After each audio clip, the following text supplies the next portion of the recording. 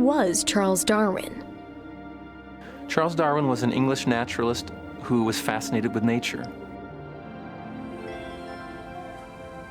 But not an ordinary naturalist with an ordinary fascination with nature. Hello. What are you doing here? Why such beauty when no one can see? In 1831, Charles Darwin was only 22 when he began a 5-year voyage aboard the British ship HMS Beagle to explore, observe, and study the natural world. The Beagle sailed throughout South America and to remote places like the Galapagos Islands off Ecuador.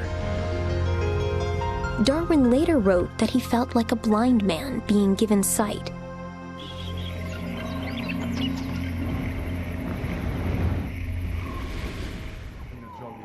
He returned to England with his mind and notebooks full of fantastic images. What a brilliant red. Nothing seemed too insignificant for his scrutiny. He kept detailed records of what he saw during his voyage on the Beagle. He collected fossils. He kept detailed recordings of plants and animals. He drew them. He observed them. Little did Darwin realize that his years on the Beagle would begin a lifetime of hard work and controversy. The greatest scientists of Darwin's day referred to the appearance of species originally as the mystery of mysteries. Now, Darwin was an ambitious young man, and he decided to tackle this greatest mystery in the biology of his day.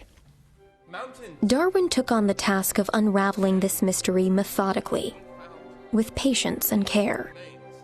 Gradually, one simple and elegant idea became more and more clear to him: that all living things are related. It was a conclusion that to Darwin could not be escaped. But he also knew he was in dangerous waters. He rarely shared his thoughts with others, but his brother was an exception. The similarity of structure indicates one thing and one thing only: an ancient common ancestor. Real flesh and blood parents. Why didn't you say so then?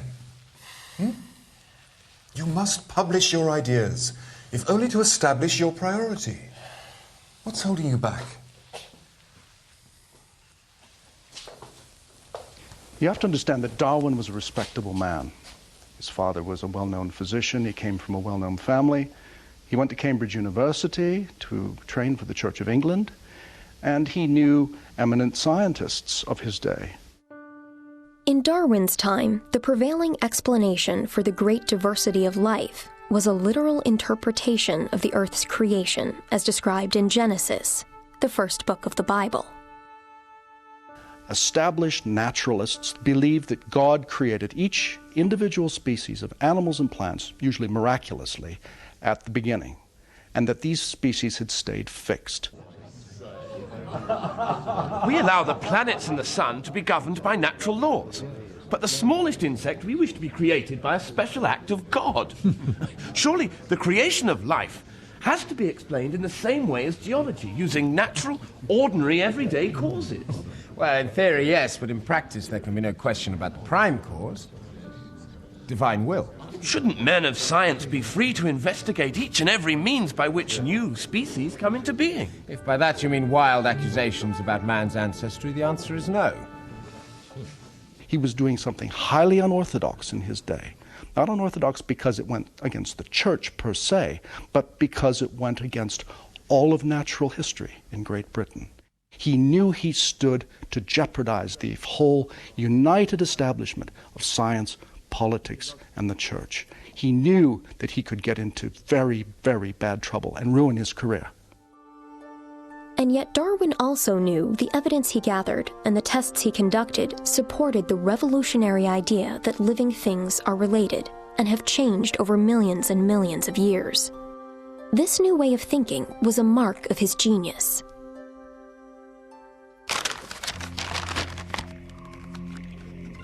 It took Darwin 23 years of work to overcome his own doubts to finally present his ideas to the world. His revolutionary book, The Origin of Species, introduced a scientific theory to explain how evolution occurs.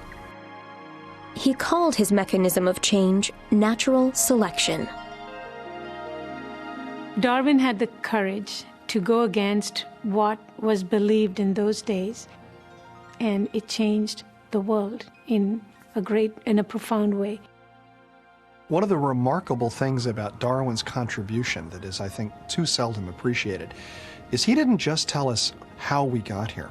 He told us, in a sense, why biology makes sense. The sequences of our genes, the structures of our body, and even our instincts in terms of behavior all make sense and all tie together because of evolution. If I were to give a prize for the single best idea anybody ever had, I'd give it to Darwin for the idea of natural selection. Ahead of Newton, ahead of Einstein, it was Darwin's great stroke to see how to unite the facts about the excellence of design of all the different species. He understood that what he was proposing was a truly revolutionary idea. In Westminster Abbey, there's an area called Scientists' Corner. There, in the company of that other revolutionary scientific thinker, Sir Isaac Newton, lies Charles Darwin.